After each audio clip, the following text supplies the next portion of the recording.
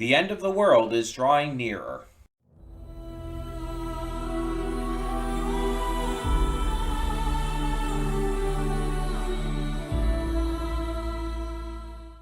Hey everyone, welcome to Princess of Gay. I'm your host Connie, and today we are here with episodes 7 and 8 of Carol and the End of the World.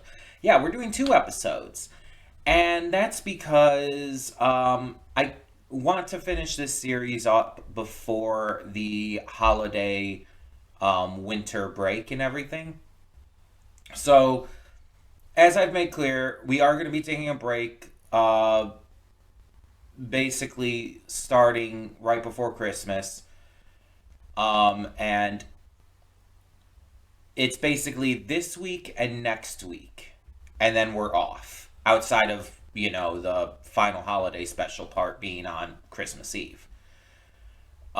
So we had 4 episodes left of this.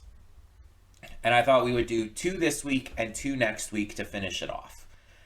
It just seems like the best idea at the moment. And there's not really a huge reason I want to finish this off before Christmas. It's more of like just I want to start the new year with something else in this slot, basically. And it's I'm going to tell you right now, it's not the only slot that this is going to happen for. Obviously, not every slot we have, not every reaction series we're doing can finish off before the end of the year. It's just not really feasible at this point. But I'm going to basically be doing what I can to start the year, start 2025 with some level of a fresh slate in some regards, some level of an update, because part of it is just a me thing, and I understand that. It's like, oh, I don't want to start the new year just doing exactly like every single show the same. And like I said, that's just a me thing. Um, and I understand that. But I want to have some new stuff kick off when we return from the break. And so that's what we're going to do.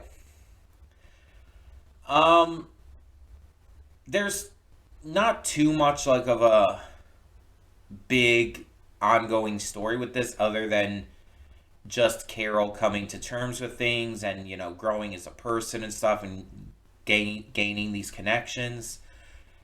And in the last episode, we had all these different holidays and how the different characters are celebrating, but also how they're dealing with loneliness. And I was actually told like the stuff that was said between Luis and his mother on the phone during that one scene in the episode. Her asking if he's still gay and stuff like that, and various things in regards to whether or not he's spending the holidays with anyone, and he said yes even though he was alone, and things like that. It's like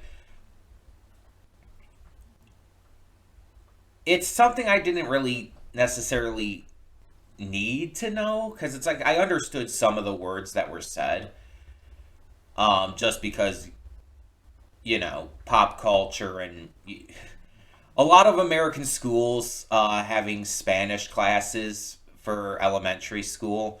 Um, so it's like I understood some words in there. I got, I guess, a lot of the gist of it, but I didn't know exactly down to what was said. So I guess knowing it is interesting. I wasn't really that worried about it. I've seen plenty of shows and movies by this point where it's like, oh, characters will suddenly start speaking in another language and it won't have subtitles. And it's like, okay, sometimes it's not that big of a deal. Because it's usually just a scene where it's like, you don't necessarily need to know. It doesn't really change the context of anything. You still get what you're supposed to understand.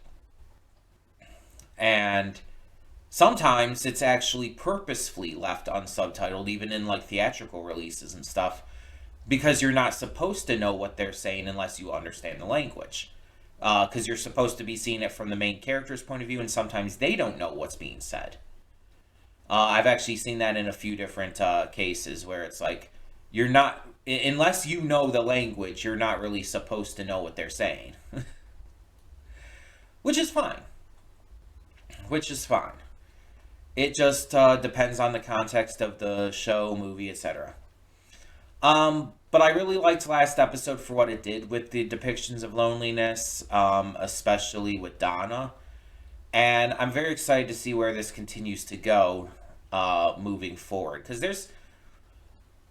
there's enough going on in this series with the different characters that I'm kind of interested in wondering how it's going to wrap up and exactly what's going to happen. Because there's a couple routes it could end up going. Like, this series could end up actually depicting the end of the world and everyone's death.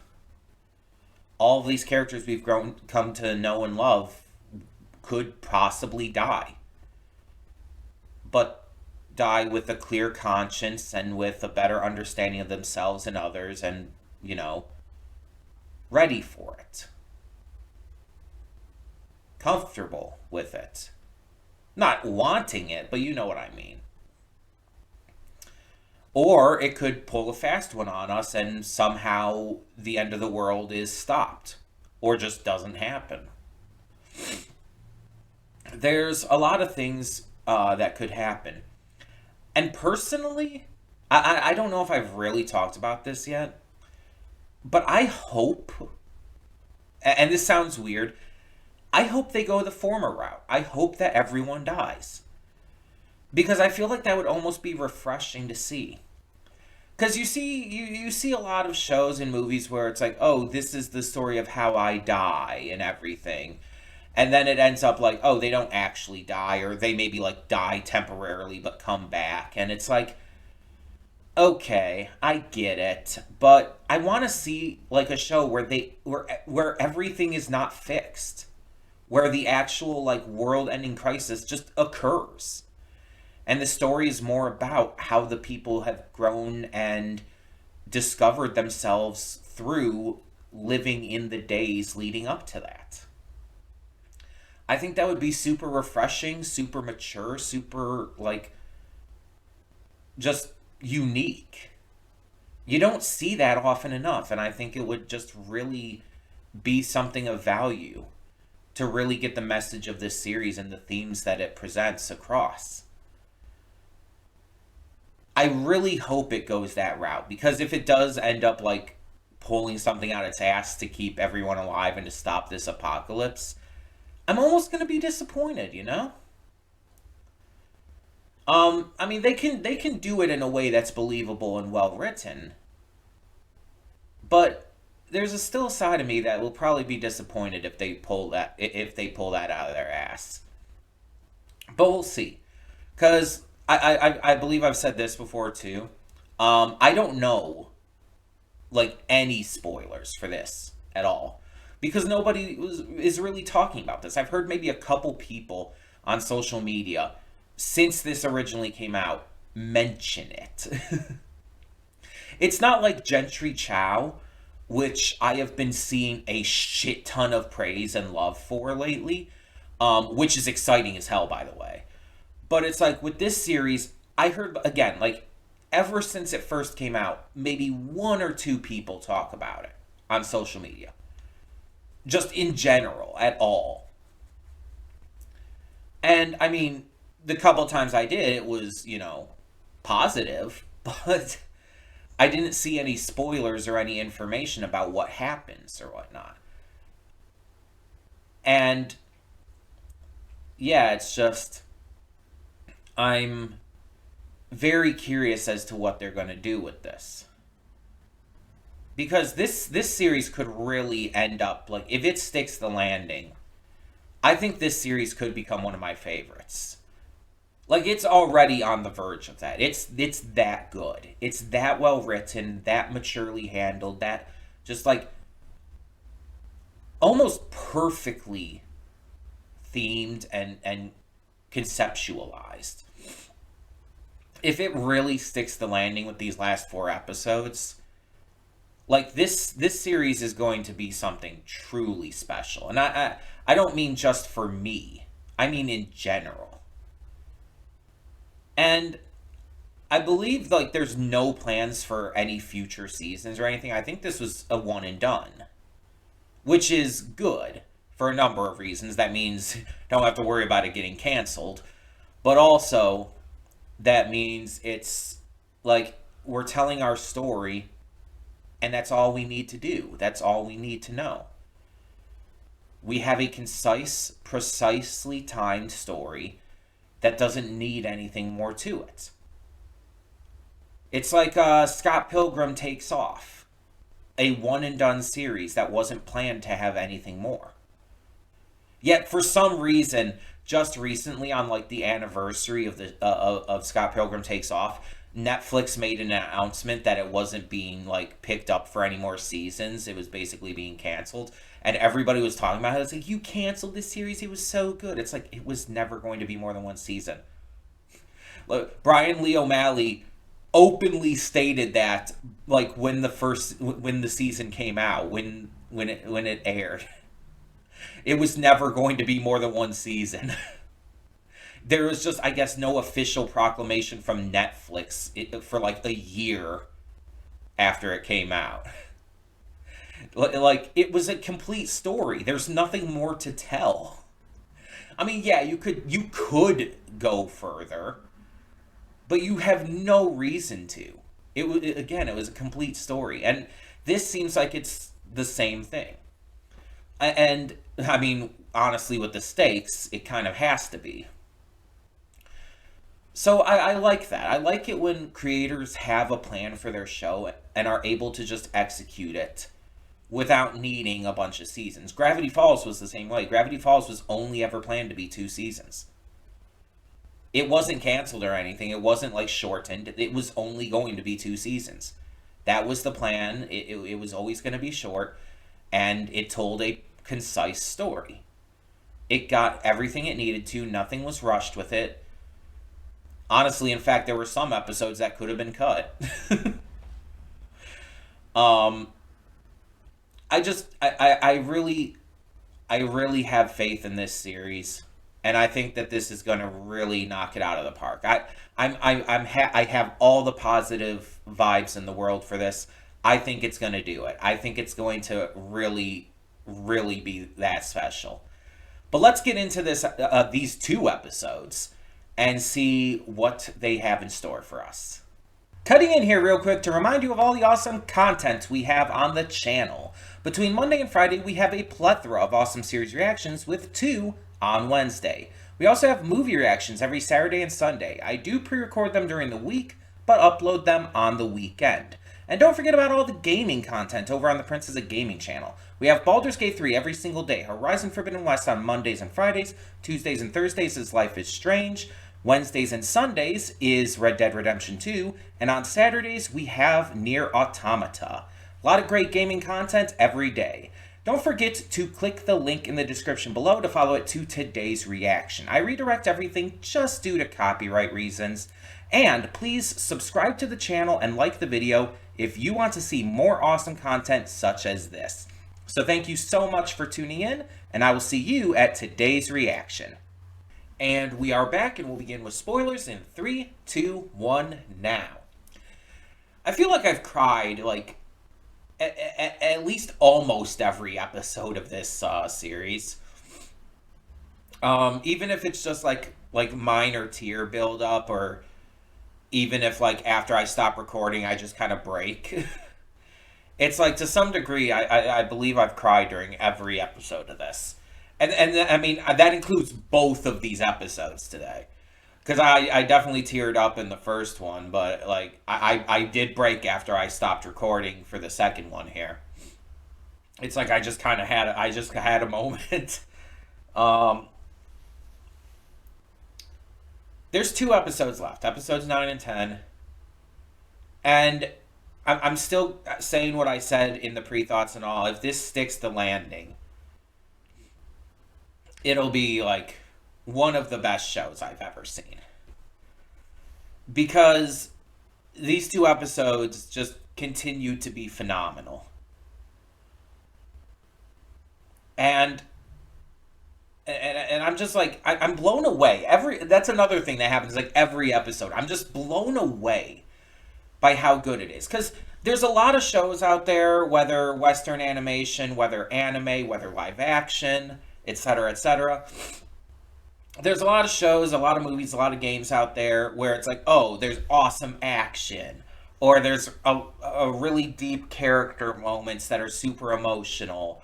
Or, like really cute romances or badass fight scenes and stuff. And it's like all of that is great. I love a lot of that stuff. I love like a lot of different tropes like found family and whatnot. And a lot of that is in here. Except the action.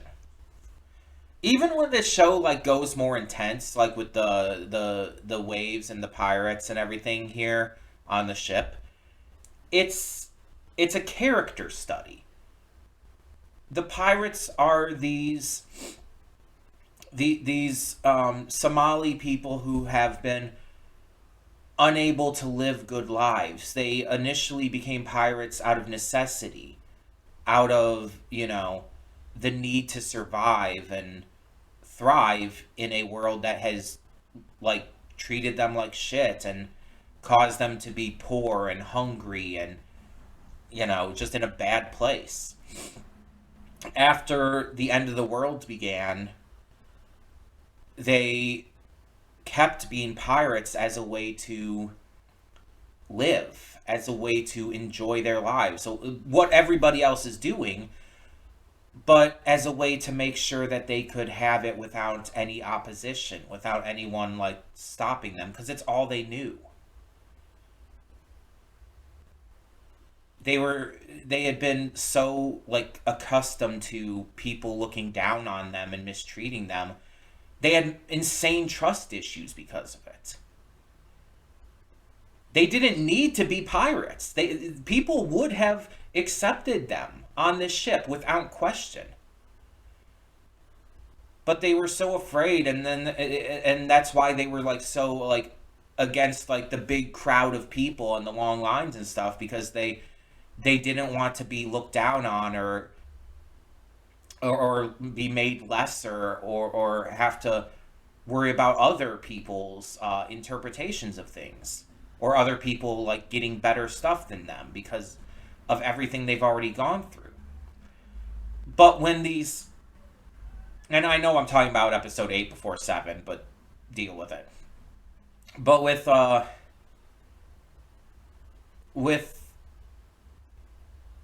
the citizens, the people on this ship, including our lovely throuple here, not only saving them, but treating them like people, showing willingness to accept them and everything,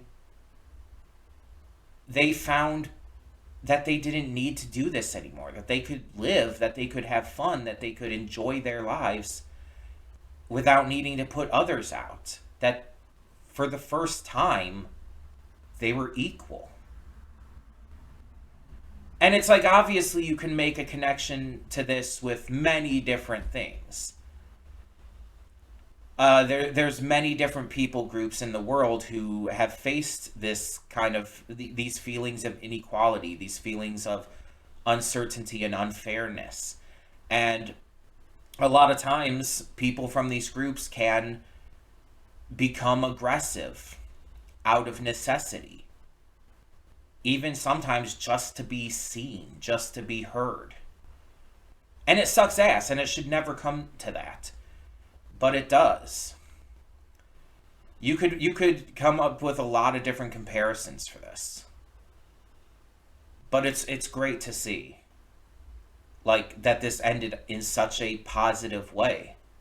No one died during that storm.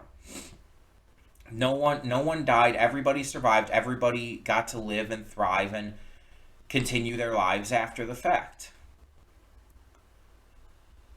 And they were better off for it.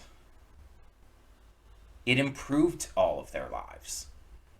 Again, I kind of talked about this before, but this is kind of a main theme with this series.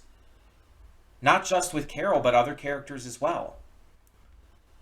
They're becoming better people through their interactions with others, through forming connections with others amidst all of this shit going down. And, they're able to grow and change. And sometimes, like, you think, like, oh, well, why does it take the end of the world for this to happen with them? Exactly. Why does it take to the end of the world for people to grow as people, to become better, to form connections and relationships? And why do we have to wait for that? We don't. We don't have to wait for the end of the world to live. And that's, I feel like, one of the biggest themes of this series. But let's actually go back to episode 7, because I want to talk, before I talk about Eric and Steven, I want to talk about episode 7. So episode 7's format is something that we've seen in a lot of different things, like having it kind of go into like a series of short vignettes, each with a different focus. Different shows and movies and stuff have done this, where it's like, oh, you're going to focus on this character now. You're going to focus on that character now. With this, while looking for Luis's beetle brooch, him, Carol, and Donna end up going to the Lost and Found, and there Carol starts wondering about, oh, what were all of these items to the people who lost them? And what kind of lives did those people lead? And we get to see. It shows us, like, who owned the scarf, who owned the lighter, who owned the umbrella. All these different stories of all the co-workers from the job. And interwoven into it, we start to see this guy who we've seen multiple times now throughout the series, who has worked here, and we have known nothing about.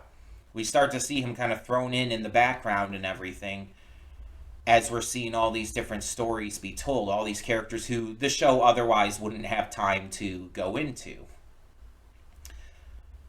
And then we find out the origin.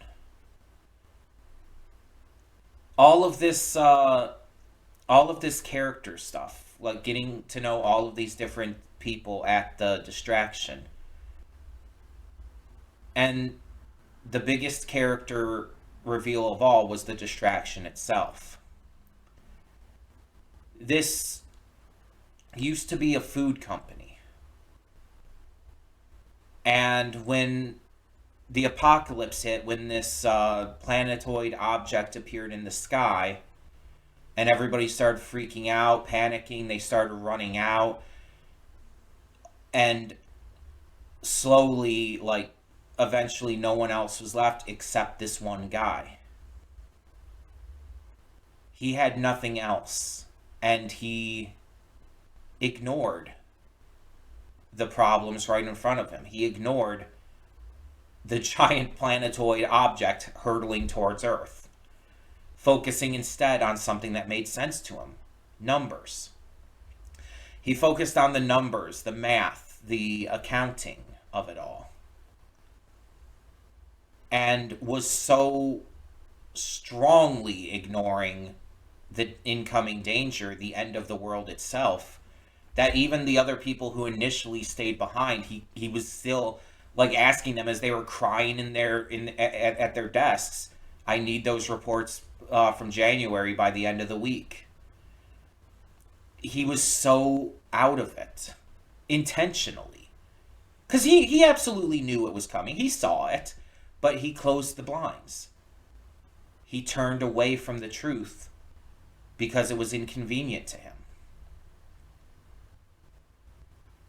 There's 2 episodes left. This guy is absolutely coming back, and he's his storyline is going to be like a really satisfying one. I feel like that it's going to conclude really well. I feel like Carol's going to connect to him. But we see that while he kept working there, other people started noticing the lights. They started coming in and realizing shit's happening here. Someone's still working. Maybe I can find a place here too, something to distract me from the pain, the sorrow, the panic, the fear, just the unknown. And so it started with the woman who hired Carol, the recruiter, I guess. She came in first. I think it showed her before the company, before everything went down too. I think she was there beforehand, which is why I said like she came back. I think she was there beforehand, unless I was just thinking about her from like the early episodes, because I knew who she was. I recognized her. But it's like it started with her, and then more and more people came, and we even see Luis and how he got there. We see, we see Donna come in, and it all ends with Carol as the newest recruit. We see all of these people coming in one by one, finding a home here, finding something to care about, something to, again, distract them. And, like, I was getting chills watching it. Because it's like the distraction has been a thing since, like, what, the end of the first episode, right? That's when Carol first discovered it. This has been a thing this entire series. It's been, like, a massive part of the plot. And we always kind of wondered, how is this still running? How is this still working? How did this come to be when everything else is shut down, every other place of employment? And now we finally got our answer. It was just one guy who refused to acknowledge what was happening around him that kind of unwittingly started everything. And even when the people started coming back and everything, he didn't react to it, you notice? Like, he just like, oh, this woman's working here now? I need those reports from January on my desk by the end of the week. The same thing he said before. Because it's not actually about what's happening. It's about busying yourself with work to ignore the reality of the situation at hand. But you see by the end of the episode too that even it's starting to get to him. He's starting to crack. The distraction's no longer working. For him, at least. He and Carol interacting is going to be so satisfying because of how much build-up this has had. It's like... It's the best word to describe it is just wow. Like, it's just so good. It's so good.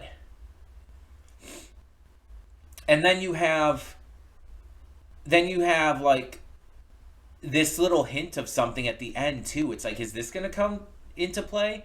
This guy who's like created these models of Carol, of Donna, of Luis, and all, him having the beetle brooch, and him like I don't know. It seemed a little weirdly ominous at the end, right?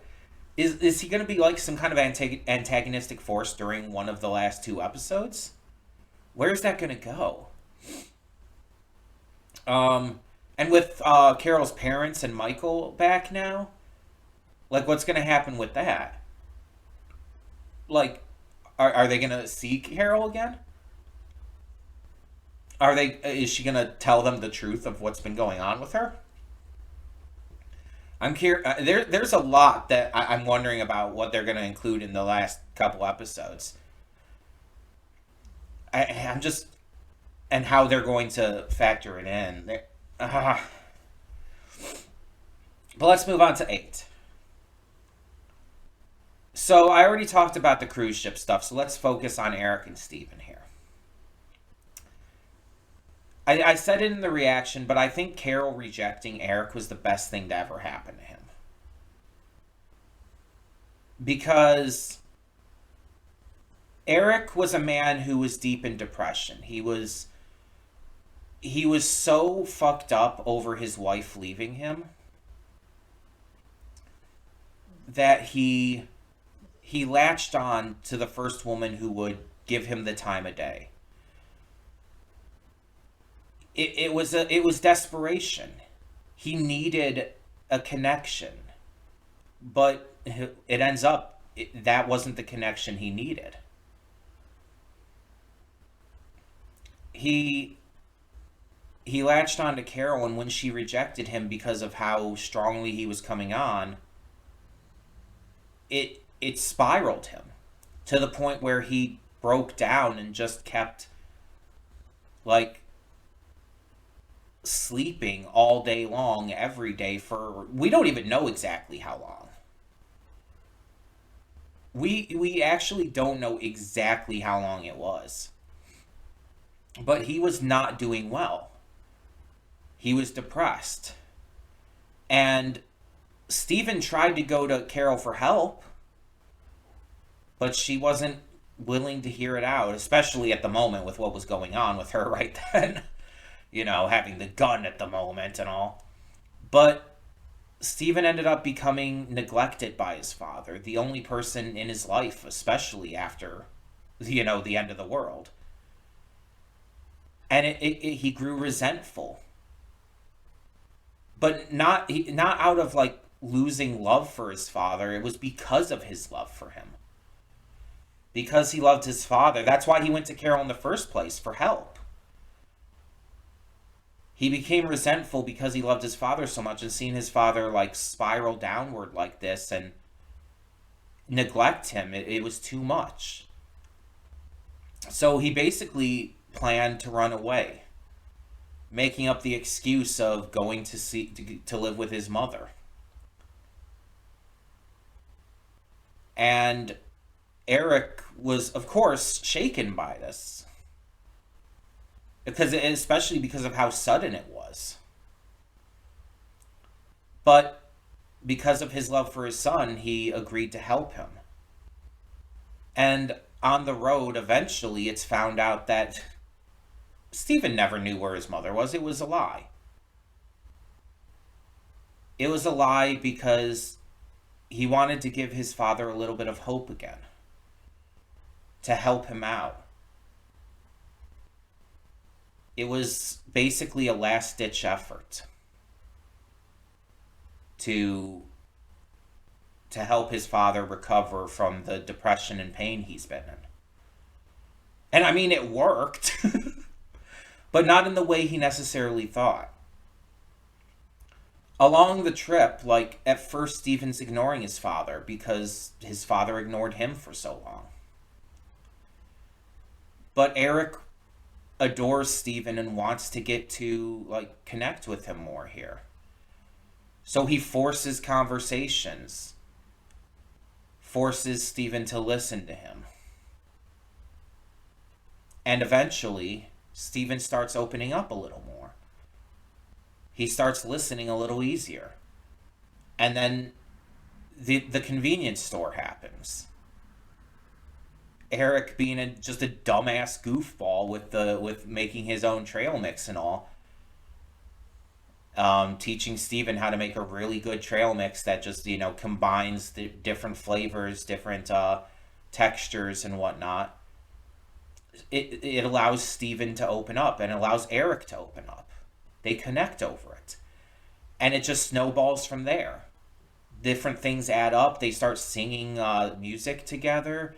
They start having fun, and they connect.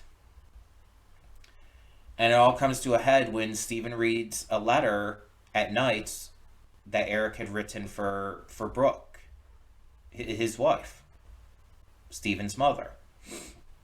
He reads the letter while Eric is asleep and finds out exactly how much he means to him.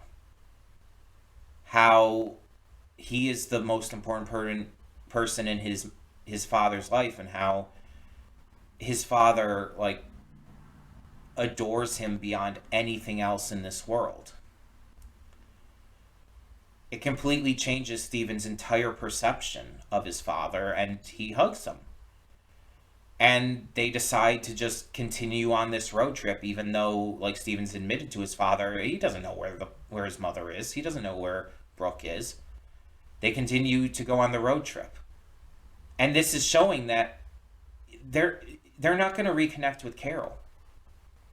Eric and Carol are not getting together. And that actually surprised me a little bit, because I thought that's where it was going to go, that him and Carol were going to reconnect and possibly get together at the end. But instead, no, Eric's probably not coming back at this point. This was probably the last we're going to see of Eric and Steven. Outside of maybe at the very end of the series, it'll show them in one last scene together. But it probably won't even have them in a speaking role. It'll probably just be like during a montage or something of all the characters we've met.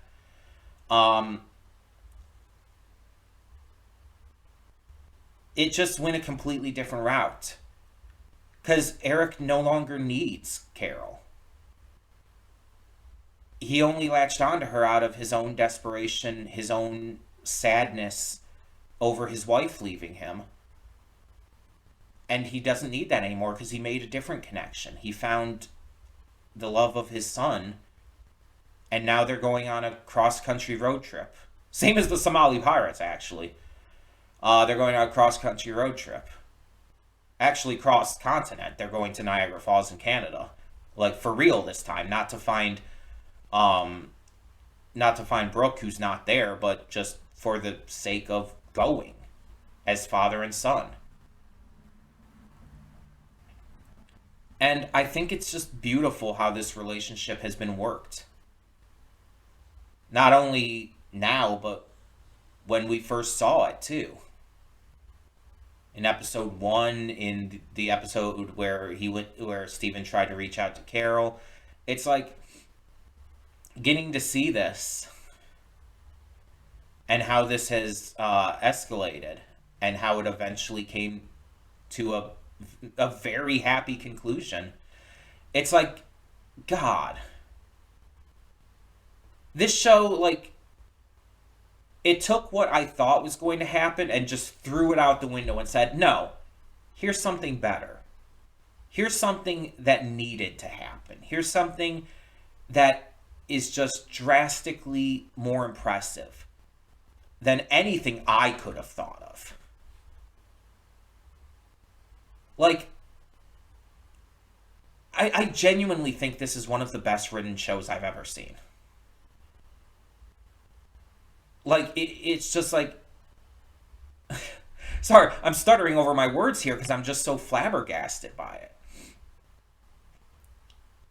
The writing is so actively tight and perfect. It's the only other show I could say that has writing this strong is Full Metal Alchemist Brotherhood. Like, that is the only other show that I think is this tightly written. There's other shows that I personally like more for various reasons, but in terms of just, in my opinion, general, like, writing quality, like, these are the only two shows that I think are that high of a level. It's so insane how good this is. The fact that I've heard, like, pretty much no one talk about this is criminal. It's absolutely fucking criminal.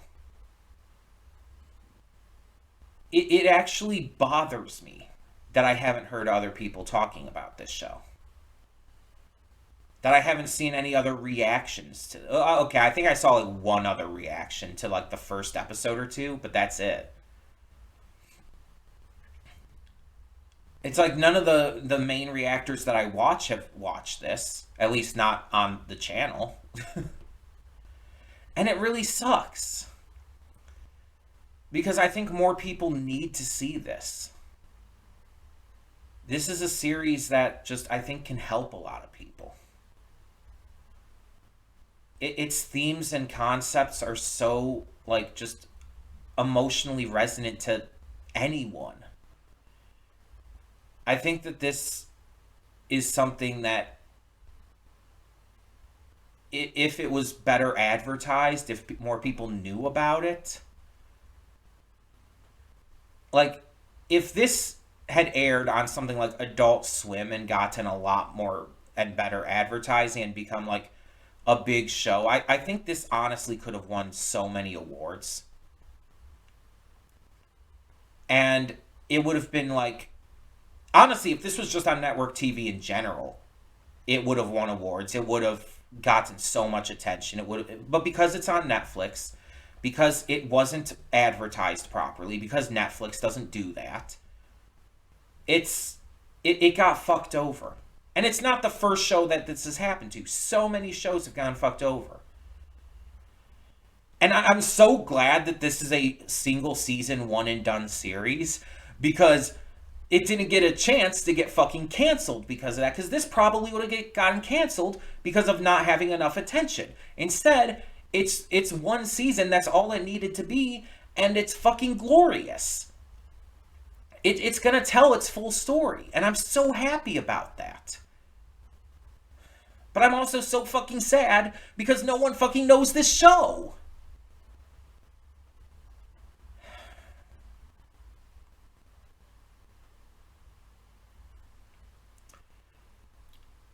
I believe, if I remember right, I discovered this show because I was just scrolling on Netflix and saw it advertised as like either having just come out or coming out soon at the time when I first discovered it. And I did a first impression to the first episode because it's like, oh, the concept of this sounds interesting. I'll check this out. And it's like I loved the first episode. And then it just gets better. It just gets better. And it's like insane how good this is. How consistently good this is. I've talked about before on the channel in various places how there's only one show I have ever watched that I truly believe does not have a single bad episode, and that's Carol and Tuesday. If the final two episodes of this stick the landing, it'll be two shows. Because there has not been a single bad episode of this so far. There's not even been a weaker episode of this. Every single episode has been phenomenal. The writing quality, the character work, it's so fucking good. It's so fucking good.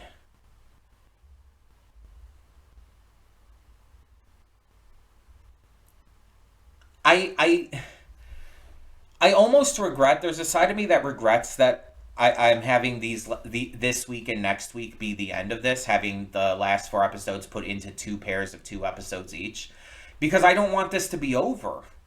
But at the same time, like I said, I'm glad that it is a one and done season, that it didn't need to worry about anymore. That it's telling a concise, like limited story that's exactly what it's meant to be.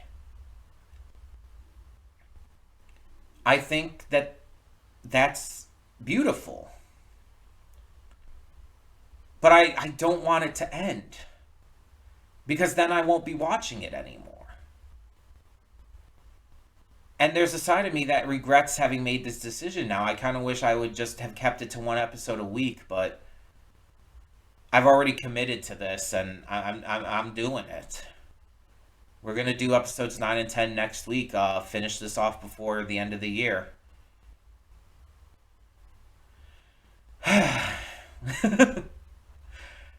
I'm I'm just kind of in awe and shock, and I'm gonna cry so fucking hard next week. I just know I am. Like, with how emotional I've already gotten this week, it's like I'm going to break. I'm just gonna completely break down next week.